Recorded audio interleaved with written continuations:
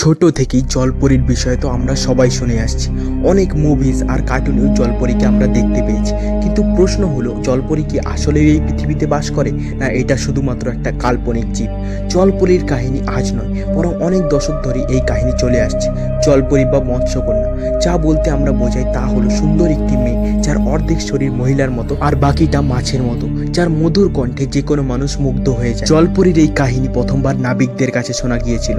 তারা বলতেন মাঝ সমুদ্রে মাঝে মধ্যে কিছু অদ্ভুত মহিলাকে দেখা যেত, যার অর্ধেকটা ছিল মাছ আর বাকি অর্ধেকটা ছিল মানুষের মতো, যারা নিজ সুরে গান গাইতো।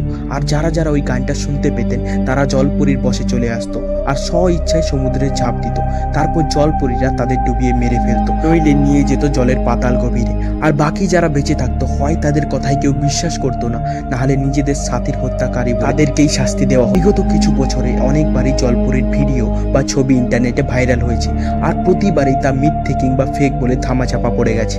হয়তো বিজ্ঞানীরা চায় না মানুষ এবং জলপরীর মধ্যে থাকা দরজাটা কখনো খুলুক, যার ফলে দুই জীব প্রকৃতির নিয়মে নিজেদের জায়গায় বসবাস করতে পারে। আর এটাই হয়তো আমাদের জন্য ভালো। আপনার কি মনে হয়?